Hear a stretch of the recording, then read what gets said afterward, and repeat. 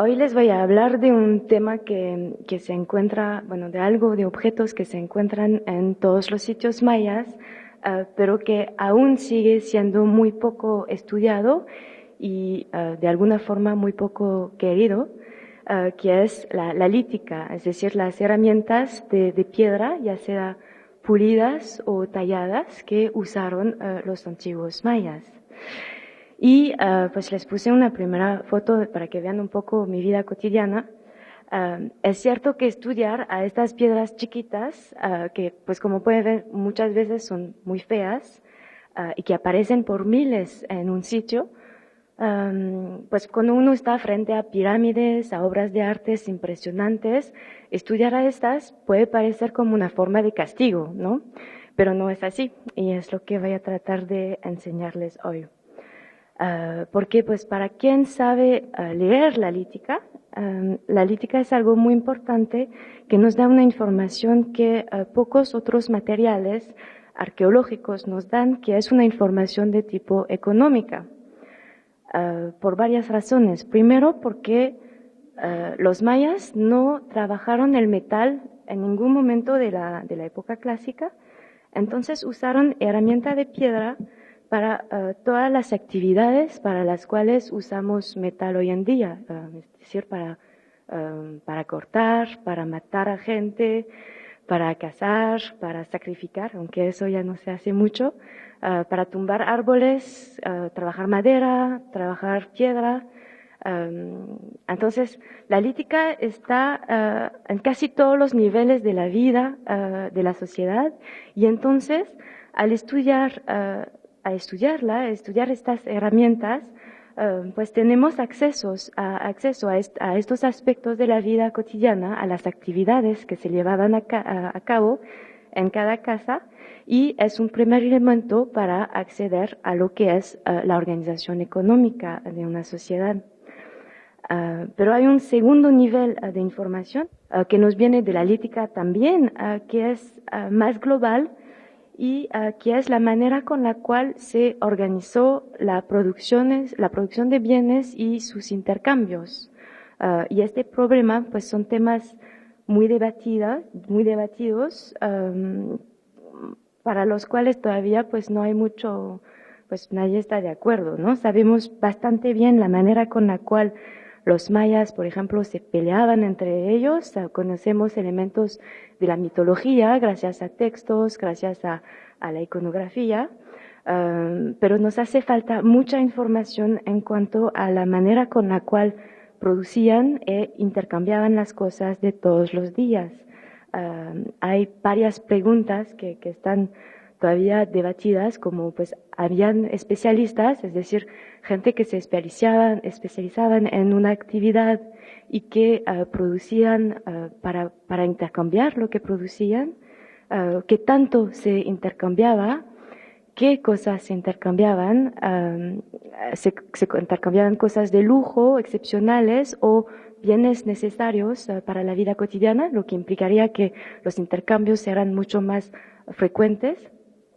Otra pregunta muy debatida es de saber si había mercados o no a la época clásica, y también de saber en qué medida el poder estaba involucrado en estos diferentes aspectos, en el intercambio, por ejemplo, si a través de impuestos, por ejemplo. Son preguntas muy importantes que aún no están aclaradas y que van muy lejos, hasta a preguntas filosóficas sobre el origen del tipo del poder del rey maya, si era un poder que solo sacaba de la religión o si también asentaban su poder sobre prerrogativas económicas también. Estas preguntas, según la manera con la cual se responde a estas preguntas, tienen también consecuencias sobre el entendimiento que podemos tener de la organización de las ciudades mayas. Que si los centros cívicos ceremoniales tenían funciones económicas o no. Entonces son muchas preguntas que están todavía por resolver. Para sintetizar así de manera muy esquemática el debate entre los arqueólogos hoy, pues tendríamos dos grandes categorías de hipótesis. que se oponen sobre este tema de la organización de los intercambios y de la producción, que cada uno implica diferentes modelos. Por un lado, unos piensan que la economía maya era centralizada, es lo que pues los arqueólogos norteamericanos llamaron los centralistas. No existe, creo, en español la palabra, ni en francés, de hecho, pero la usé también. Unos piensan que la economía maya era centralizada y que las ciudades eran el centro de producción y de intercambio de los bienes de todos los días. Y del otro, pues otros arqueólogos piensan exactamente lo contrario, a saber que los bienes de la vida cotidiana, los bienes cotidianos, eran producidos e intercambiados a través de redes descentralizadas fuera de los centros, más que todo por lazos familiares a través de los linajes en particular. Entonces, según ellos, la mayoría de la élite, la mayoría de los intercambios se llevaban independientemente de la élite y fuera de los centros cívicos ceremoniales. Eso es para así sintetizar. Entonces, hay dos percepciones totalmente opuestas de la manera con la cual la economía maya era organizada en las tierras bajas y que implican visiones distintas de la manera con la cual funcionaban los centros también. Y pues la lítica puede aportar mucho a este debate sobre la manera con la cual era organizada la producción y los intercambios. Y la razón de esto es que la particularidad de la piedra, pues primero es que es inmortal, ¿no? Nunca se deshace, es una ventaja. Pero también es que cada etapa de un proceso de producción, de fabricación en piedra, está materializado por un objeto que se puede reconocer, que se puede leer. O sea, realmente hay que tener la idea de un rompecabezas.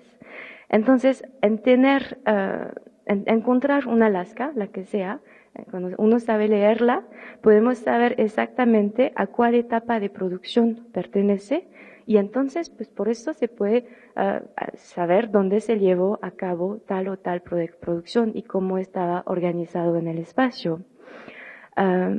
Por otro lado, además, la lítica nos puede también aportar elementos sobre los intercambios, entre otros porque podemos a veces determinar con mucha precisión la fuente de unas rocas. Es el caso en particular de la obsidiana.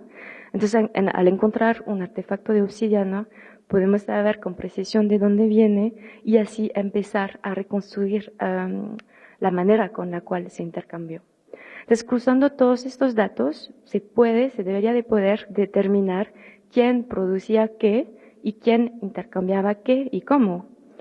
Eso es en lo ideal, porque la verdad es mucho más complejo. Entonces, no les quiero mentir y es, pues, digamos que es culpa de los mayas, bueno, de los contextos en los cuales encontramos la lítica, porque en los hechos, la mayoría de los artefactos líticos maya han sido encontrados en contextos que llamamos secundarios. Más que todo son rellenos de construcción. Entonces hay que saber que los mayas construyen por superposición de una estructura sobre la otra. Ahí les puse una imagen de Copán, donde pueden ver cómo pues se rellena el espacio entre dos muros, entre dos pisos, con material, muchas cosas muy variadas, puede ser basura y dentro de lo cual pues hay lítica. Les puse, entonces hay un reciclaje de la lítica, de la basura en los rellenos de construcción que es muy importante. Entonces este dato es muy importante que tener en la mente porque el 70 o hasta el 90% de la lítica encontrada en las tierras bajas viene de estos contextos de reutilización en estos contextos secundarios y implica entonces que los objetos que encontramos están reusados. La consecuencia de eso es terrible, bueno, para mí, para nosotros, ya que implica que no podemos establecer de relación directa entre el material que fue encontrado en una estructura y las actividades que se llevaban a cabo en la misma. Este material ha sido reusado varias veces desde varios lugares y no se sabe de dónde viene inicialmente. Entonces, a pesar de que es poco probable que lo hayan traído desde muchos kilómetros, implica que no podemos saber precisamente quién hacía qué y cómo. A menos, por ejemplo, de tener acceso a un sitio rápidamente abandonado como Aguateca o Joya de Serén, del cual han escuchado hablar, me imagino, donde la gente huyó y tan rápido porque hubo un evento y dejó las cosas que estaban haciendo en el piso mismo. Entonces, solo en excavarlo se sabe lo que hacían cada habitante de estas casas. En el resto de los casos, pues no se puede. Las cosas son recuperadas desde varias casas y eso limita mucho la manera con la cual podemos interpretar las cosas. Esta particularidad de los contextos de descubrimiento de la cultura material en general maya explica mucho por qué, a pesar de que la lítica es ideal para entender la organización económica, como les decía, pues a pesar de eso sabemos muy poco y el debate sobre el tema es muy virulento y entre teorías muy opuestas. Entonces, este dato nos obliga a adaptar un poco la metodología, a cambiar de escala de análisis y a seguir una metodología muy estricta, tanto al nivel espacial como cuantitativo. En particular, nos obliga a poner mucha atención a un criterio que es el de la concentración. Es decir que, bueno, rápidamente, pero sí, en un lugar había 1000 lascas, pues aún si la rehusaron para un contexto secundario como un relleno, pues vamos a encontrar una fuerte concentración también de estas mismas lascas en el contexto secundario. Este criterio de concentración, entonces, ayuda mucho a aportar elementos a este debate sobre la organización de la producción y de los intercambios en el área maya. Solo que ya no estamos hablando a nivel de casa por casa, sino de grupo residencial. Entonces, pues la pregunta que voy a plantear hoy y tratar de aportar unos elementos de respuesta es muy sencilla, es qué tanto podemos entender de la organización de la producción lítica en las tierras bajas, dada esta reutilización del material en contextos secundarios. ¿Qué son estas organizaciones de la producción y de los intercambios? Y podemos o no distinguir diferencias entre sitios y regiones.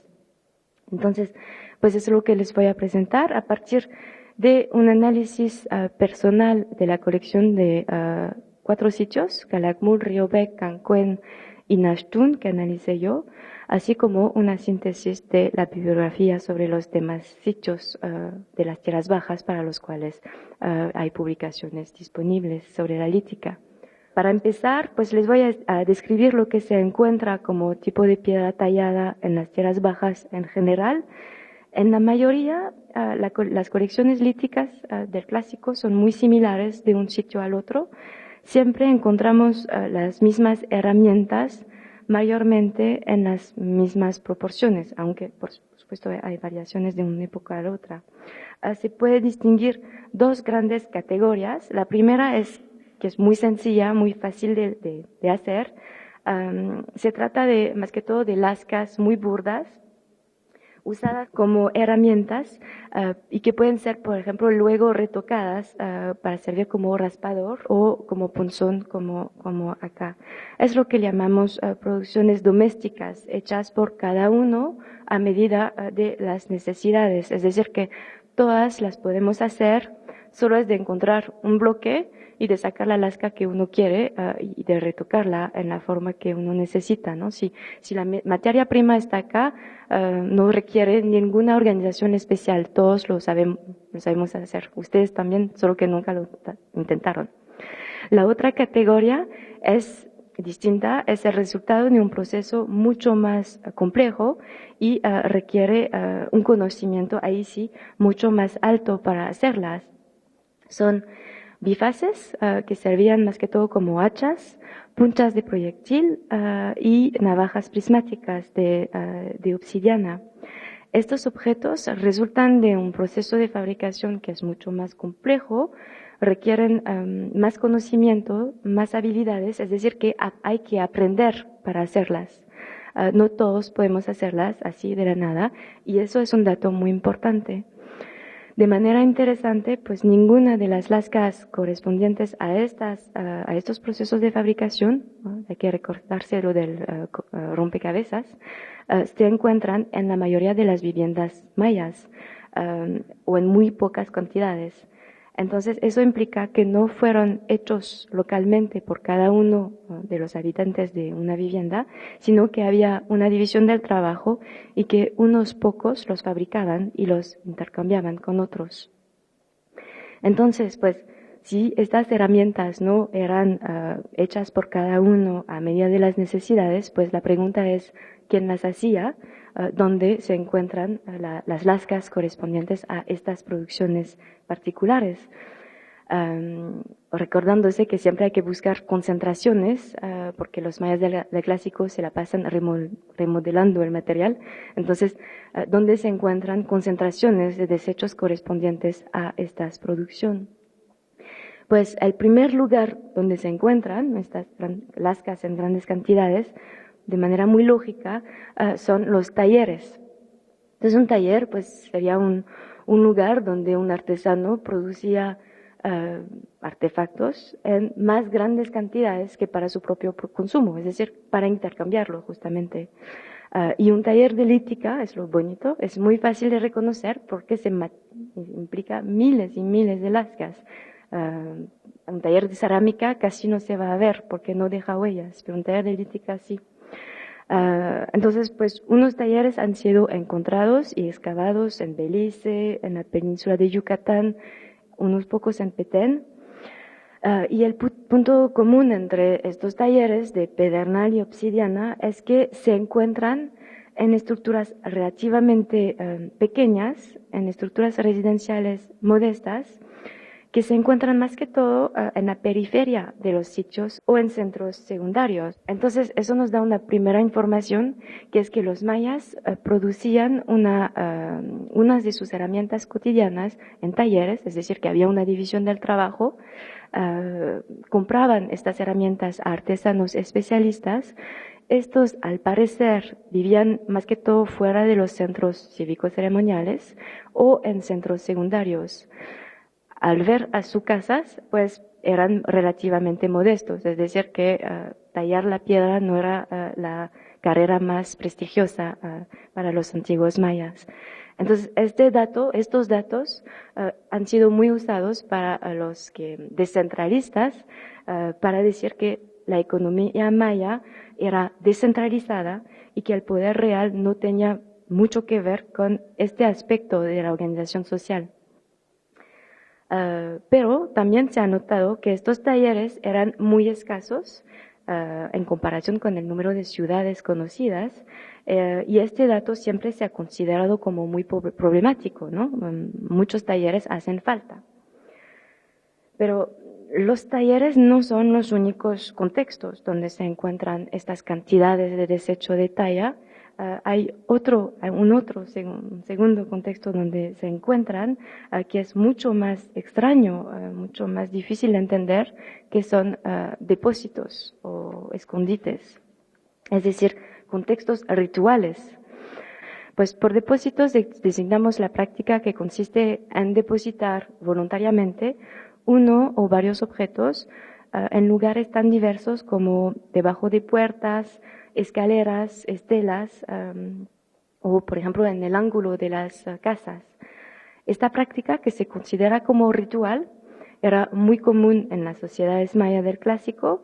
Evitamos un poco la palabra ofrenda, aunque se acerca de eso, porque en la mayoría de los casos no sabemos a quién estaba dedicado el depósito. Entonces quedamos con esta palabra neutral de depósito. Entonces estos depósitos son una selección voluntaria de unos bienes, de unos objetos que eran escogidos para estar enterrados en un espacio particular, porque suelen estar encontrados siempre en los mismos lugares, como decía, ¿no?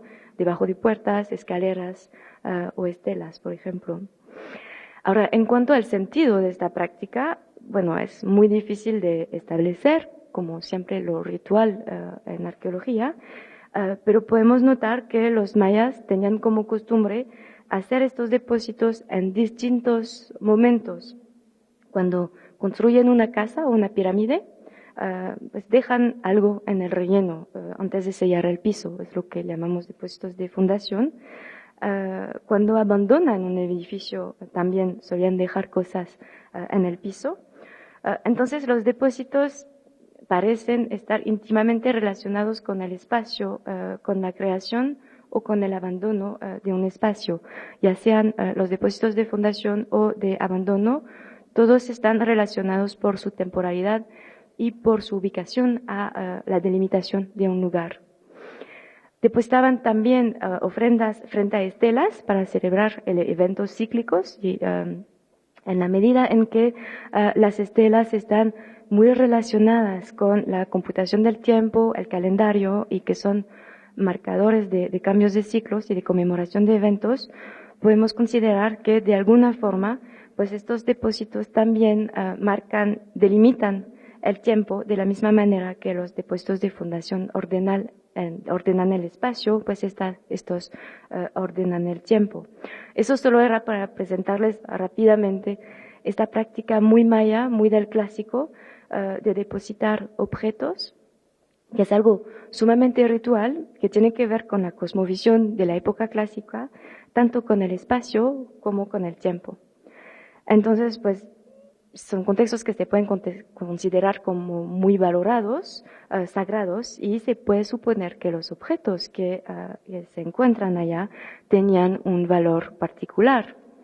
Ahora, para volver a la lítica, pues desde tiempo se ha observado que muchas veces, en vez de ser depositados en escondites bajo forma de objetos acabados, la obsidiana y el pedernal, más que todo, están depositados bajo forma de desechos de talla, de lascas y de grandes concentraciones de lascas. Y esta práctica se ha observado en muchos sitios mayores como Tikal, Caracol, Yaxchilán, Los Pilas. Por ejemplo, hubo dificultades todavía hay dificultades para definir esta práctica de depositar lascas, porque se encuentran en una variedad de contextos, a veces abajo de estelas, a veces entonces en escondites, cosas clásicas, pero a veces también se encuentran en contextos más extraños, como encima de tumbas reales, como allá pueden ver, son dibujos de Tikal, que hay como capas de pedernal y de obsidiana encima de varias tumbas reales en Tikal. También se encuentran adentro de tumbas de alto rango o a veces solo son capas compactas adentro de una pirámide. Y en estos casos, pues es difícil en la ausencia de asociación con otros artefactos de decidir si se trata de una forma de escondite o si es otra cosa. Entonces, pues en muchos casos, cuando solo hay lascas, hablamos solo de depósitos especiales para hablar de este fenómeno. Es la práctica, la manera un poco cobarde que tenemos de enfrentar las cosas. Añadimos una palabra y ya está. Y pues lo que hay que saber es que esta práctica extraña de depositar desechos de talla en vez de objetos acabados es muy común. Tanto el descubrimiento, por ejemplo, de grandes capas muy densas de lascas, por ejemplo, en una pirámide, pues es tan común que cuando alguien descubre esas, sabe que se va a encontrar una tumba real abajo. Y es un señal tanto para los arqueólogos como para los saqueadores también, desgraciadamente. Entonces es algo muy común, pero el significado de esta práctica todavía es muy difícil de entender, porque pues plantea muchas preguntas, ¿no? ¿Por qué depositar lascas? ¿Por qué depositar desechos de talla, basura, en lugares tan prestigiosos como estelas o tumbas reales que tienen que ver con lugares de poder? Que además son contextos que contrastan mucho con los otros contextos donde se encuentran estos desechos, que son los talleres pobres de los cuales hablaba al principio de la ponencia. Entonces, es algo muy particular, ¿no? No tenemos concentración de desechos o en talleres fuera de los centros cívicos ceremoniales o en depósitos rituales adentro de estos centros. Entonces, Pues la pregunta es cuál sentido tendrá esta práctica tan extraña, cómo interpretar la presencia de simples lascas o desechos en contextos tan valorados y aparentemente sagrados para los mayas. Hay varias interpretaciones posibles y propuestas. Las más comunes, por supuesto, son interpretaciones simbólicas. Muchos han propuesto que, para explicar este fenómeno, que lo que importaba en estos depósitos para los mayas, ya que son depósitos que tienen que ver con la cosmovisión, es que sacaban su significado del símbolo de la materia prima. Es decir, que no les importaba a los mayas cuando depositaban, no les importaba el objeto que estaban depositando, pero lo que les llamaba la atención es la materia prima. Entonces, no importaba que sea lasca o cuchillo, lo que valía la pena es que saber que era obsidiana, por ejemplo. Y de hecho, es cierto que la materia prima parece haber tenido un sentido particular en el vocabulario de estos depósitos. Se han notado asociaciones regulares de materiales que suelen estar depositados juntos. Por ejemplo, si solo tomamos en cuenta la materia prima y no el objeto, pues se notó asociaciones, por ejemplo, que el pedernal, en casi 40% de los casos que registré, está depositado, el pedernal y la obsidiana está registrado con huesos de animales. Entonces, pues unos han propuesto que eso llevaría a una simbólica terrestre, quizás relacionada con el sacrificio. Al contrario, pues el jade en depósitos tiende casi siempre, bueno, muy frecuentemente, a estar depositado con elementos acuáticos, conchas. Entonces ahí tendríamos una simbólica que tiene más que ver con el agua. Y entonces estas asociaciones de materias, una vez más, si solo tomamos en cuenta la materia prima y no los objetos depositados, pues están tan fuertes que generalmente se supone que el sentido de estos depósitos reside únicamente en los materiales y no tanto en el tipo de objetos representado. Entonces, la presencia de lascas, de desecho, en esos contextos sería la prueba de esto. Pero este argumento no funciona porque si ahora miramos exactamente a los objetos, el tipo de objetos depositados, pues nos damos cuenta que unos llevan a veces objetos muy elaborados y que solo se encuentran en ofrendas, como los excéntricos, por ejemplo. Estas piezas pues, que ya conocen, que son muy particulares, que unas son casi esculturas en pedernal, muy difícil de hacer. Pues lo particular de estas piezas es que casi siempre se encuentran en depósitos, es decir, que eran destinadas a estar depositadas. Además, estos excéntricos tienden a estar depositados juntos con lascas. Entonces, pues si el sentido de estos depósitos solo reside en la asociación simbólica de materias primas y que no revela ningún sentido en los objetos mismos, en el artefacto mismo, pues ¿por qué entonces tuviéramos bienes de factura muy compleja, muy difíciles de hacer, que llevan muchas horas de trabajo, como los excéntricos, juntos con lascas, que es una vez más basura, desecho? Es la prueba, pues que el problema es mucho más complejo, que en el vocabulario de que los objetos también tienen que ver con el vocabulario de estos depósitos y que hay otros sentidos que entender. Entonces, solo para ir un poco, tratar de entender un poco más esta práctica extraña de usar desecho de talla en contexto ritual, pues traté de examinar en cuáles contextos, en cuáles depósitos exactamente se encontraban.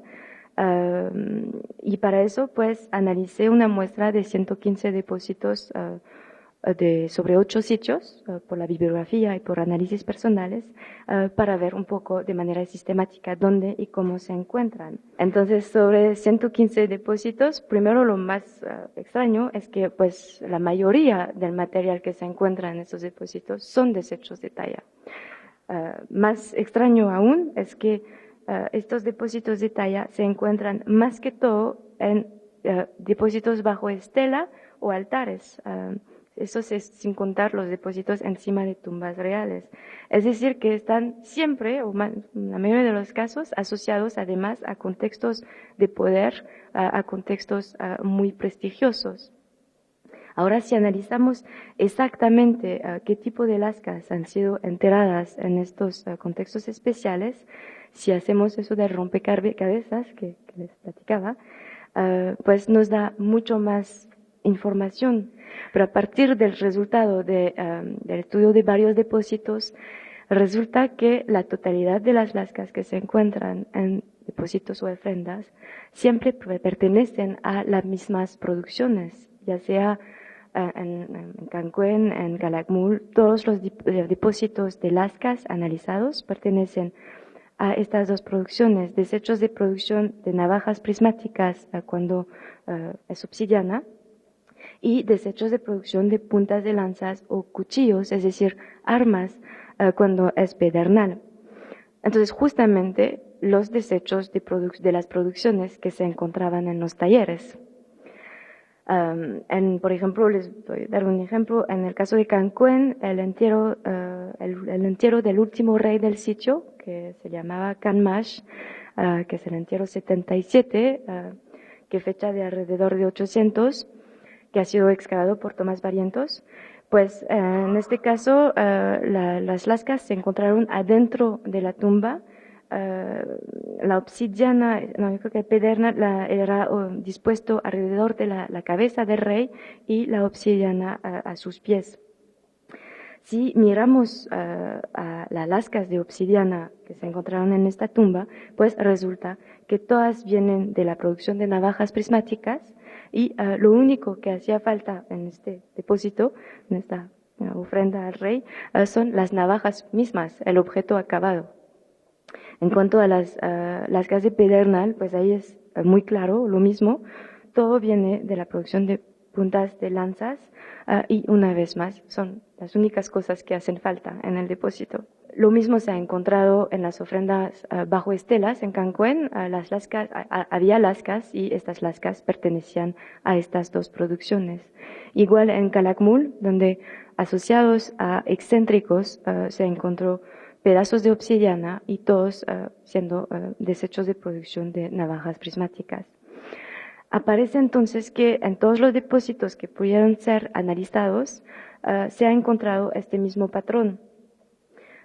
No son cualquiera lascas, sino siempre lascas perteneciendo a la fabricación de los mismos objetos, navajas prismáticas para la obsidiana y cuchillos o puntas de lanzas para el pedernal. Y eso está confirmado también al nivel bibliográfico. Si reunimos la información disponible sobre estos tipos de depósitos, seguimos encontrando lo mismo, tanto para la obsidiana como para el pedernal. Cuando hubo análisis de esas lascas, pues resulta, no son cualquiera lascas. Este dato debilita mucho la hipótesis según la cual el hecho de depositar desecho de talla solo significaba que son metáforas y representaciones de otra cosa, ya que obviamente hubo una selección de las lascas, como decía, no son cualquiera lascas, sino unas en particular perteneciendo a una producción en particular también. Y que esas lascas, por parte de los depósitos, estas lascas solo las encontramos en talleres. Entonces podemos suponer que el hecho de que escogieron las lascas para enterrarlas nos dice más que solo el símbolo asociado a una materia prima dada. Una hipótesis posible para explicar este fenómeno, ya que estas lascas siempre corresponden a los mismos procesos de fabricación, es que pues había una valoración y había producciones ritualizadas, es decir, que la fabricación de las navajas prismáticas, por ejemplo, o de las armas mismas, era parte de un ritual en sí. Es una hipótesis muy interesante que se me hace muy valiosa. Pero también estas concentraciones de desechos de talla en lugares tan prestigiosos y tan sagrados como estelas o tumbas de reyes, también pueden llevar otro significado quizás más económico. una explicación no tiene que ser opuesta a la otra. Yo creo que se pueden juntar. Y pues estos depósitos de desechos de talla establecen una relación fuerte entre una producción dada y un contexto de élite, un rey o un gobernante, en el caso de los depósitos especiales.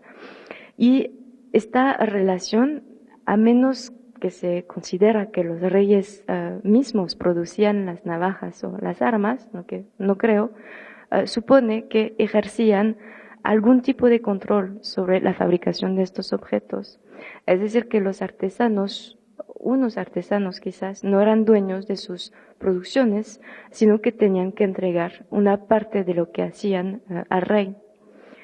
Eso es aún más posible que en la mayoría de los depósitos de lascas en contextos de poder no fueron depositadas unas pocas, sino miles o cientos de miles, hasta toneladas en el caso de Tikal. Estas cantidades de lascas perteneciendo a una misma producción solo se han encontrado en talleres, una vez más. Entonces, la presencia de tantas lascas en contexto tan prestigioso indica que de alguna forma el material del taller ha sido transportado, centralizado, para estar enterrado bajo una estela o encima de una tumba. La centralización y la concentración de desechos de tallas en contextos reales podría entonces revelar que la élite o el rey ejercía algún tipo de control económico sobre estas producciones, o por lo menos que hay un tipo de reivindicación de control económico sobre estas. Para averiguar esta hipótesis hay que disponer de datos espaciales y cronológicos sobre la totalidad del material lítico de los sitios donde pues grandes cantidades de lascas han sido enterradas en depósitos. Y así se puede compararlas con la distribución de los objetos acabados y así determinar si las producciones eran realmente controladas o no. Justamente, si retomamos, por ejemplo, los datos de Tikal analizados por Molinagui, pues aparece que el 80% de los desechos de obsidiana fueron encontrados en depósitos especiales y en estructuras cívico-ceremoniales. Entonces, pues estaban muy concentrados en el sitio, ¿no?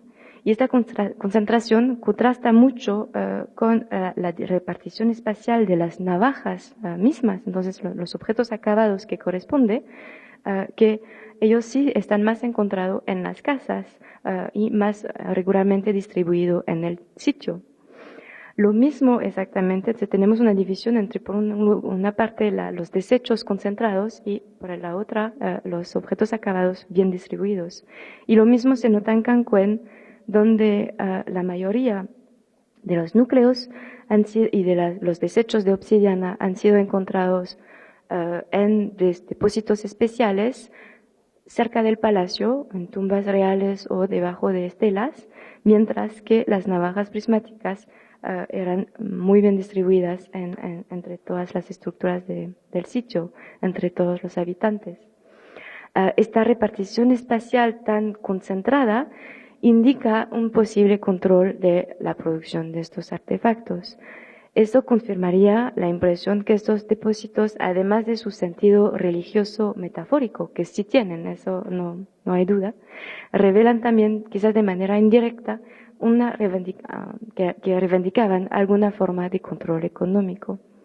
Entonces, si resumimos, los contextos de descubrimiento de concentraciones de desechos de producción de puntas de lanzas, de pedernal y de navajas prismáticas de obsidiana son dos.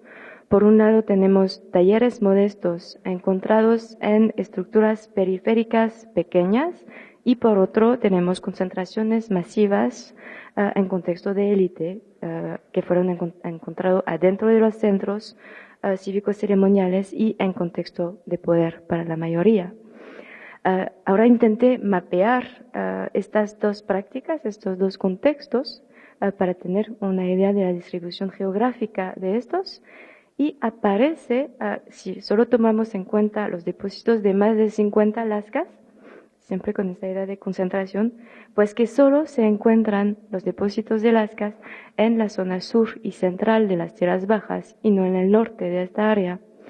Al contrario, pues la gran mayoría, no todos, pero la mayoría de los talleres conocidos se encuentran, al contrario, en la parte norte del área maya.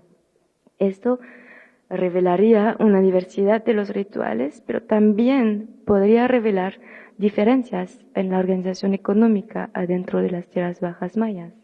Por lo menos, pues indicaría unas diferencias en la organización de estas producciones entre el norte y el sur de las tierras bajas. Entonces, estos depósitos constituyen un índice fuerte de la diversidad de las organizaciones económicas mayas, con quizás una zona sur de las tierras bajas con indicios de centralidad económica más fuerte, que queda por definir y entender, pero que difiere mucho de lo que se encuentra en la parte norte. Tendríamos entonces unos sitios más centralizados económicamente que otros. Por lo menos es un tema que sería interesante investigar en el futuro.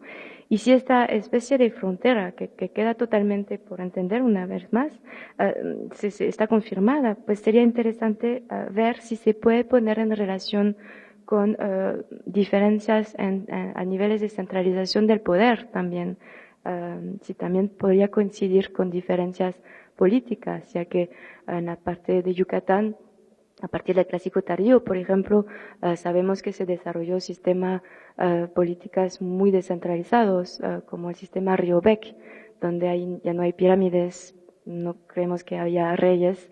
Entonces, sería interesante ver si los dos están relacionados de una manera o la otra.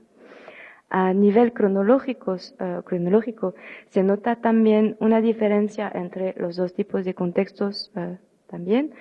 Todos los depósitos de lascas registrados fechan del Clásico temprano hasta el Clásico tardío, mientras que los talleres conocidos para el Clásico fechan del Clásico tardío y terminal. Entonces eso también, este desfase es muy interesante y sería que investigar en el futuro.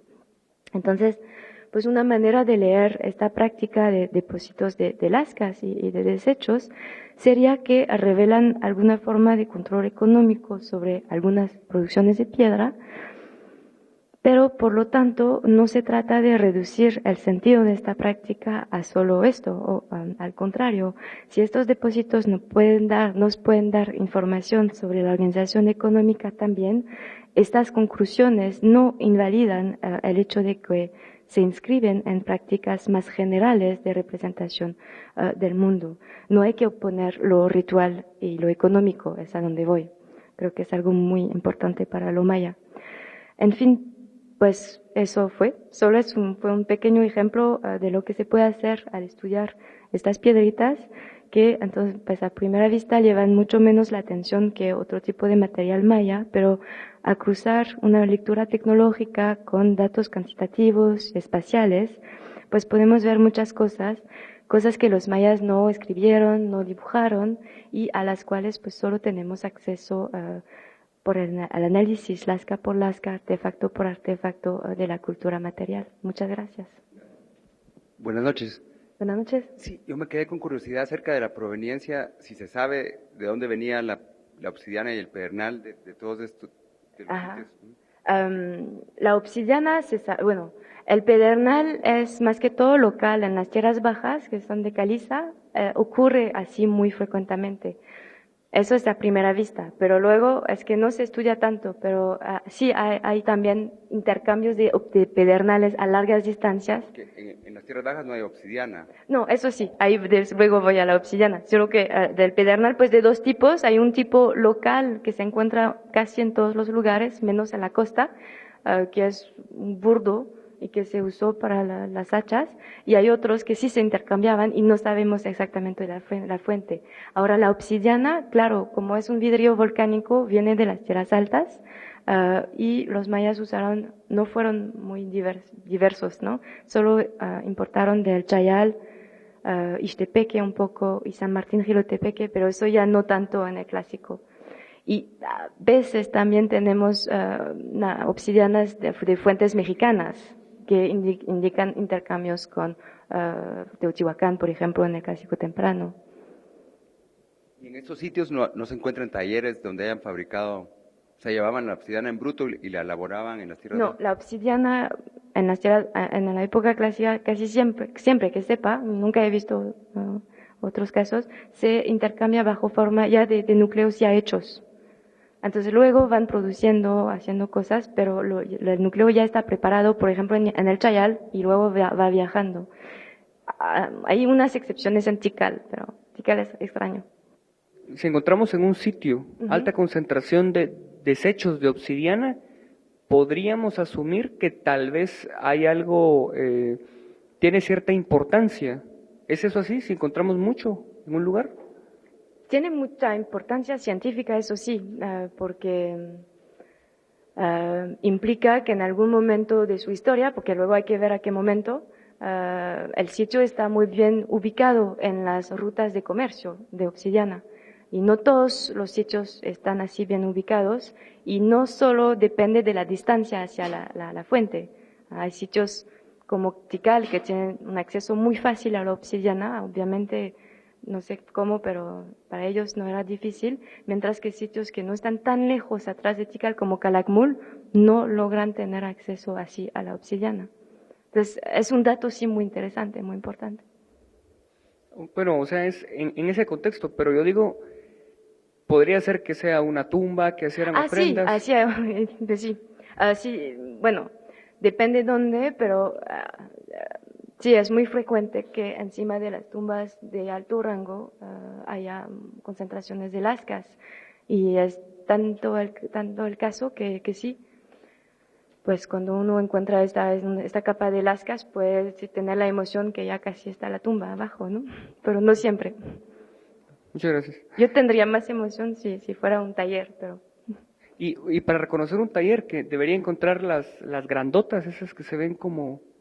¿Cómo distinguiría un taller? Ajá, pues buena pregunta. Solo se puede definir por analizarlo, porque hay que probar que se hacía un tipo de producción y que se hacía en unas cantidades más altas que para el consumo propio de una vivienda, por ejemplo. Porque la definición misma de un taller es que es para intercambiar. Entonces, solo al verlo, realmente no se puede saber.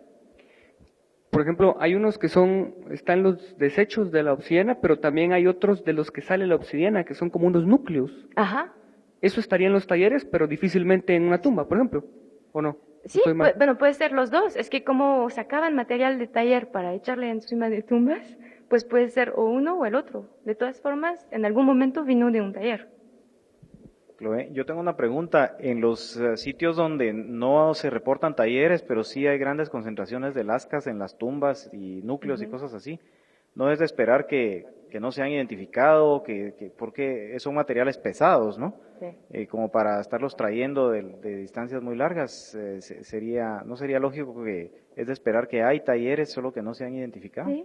Yo creo, pues de todas formas, cuando no entré en los detalles, pero cuando uno analiza estas lascas encima de la tumba, se puede ver que no estuvieron tallando encima del rey. Hubiera sido una posibilidad, ¿no? Algún ritual, pero no. Se ve que faltan cositas, se ve que fue trasladado de un lugar al otro. Entonces sí, hay un taller, pero no lo tenemos. Ahora también hay un desfase porque pues los mayistas siempre buscamos, excavamos los centros cívicos ceremoniales y muy poco las periferias. Si los talleres tienden a estar también en las periferias, pues también es probable que no se hayan visto. Pero sería interesante justamente tener uno de estos talleres para ver la complementariedad entre un depósito de tumba y el taller correspondiente, por ejemplo. Eso sería lo máximo. ¿Sí?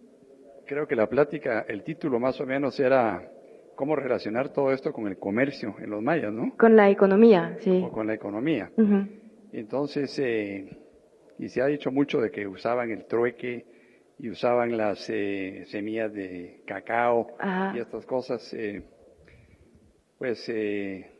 Yo pensé pues que algo así iba a ser relacionado, porque de plano que esto tenía un valor para ellos, tenía un valor especial. De cómo lo intercambiaban. Aunque fuera material de desecho, si lo enterraban cerca de las estelas o en los templos. Extrañamente, pues por ejemplo en los talleres, el desecho está tirado nomás.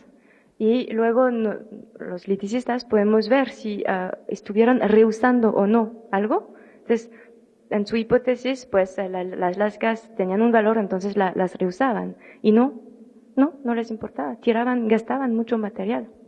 Entonces, yo sí insisto en decir que eran desecho de algo, que indican otras cosas.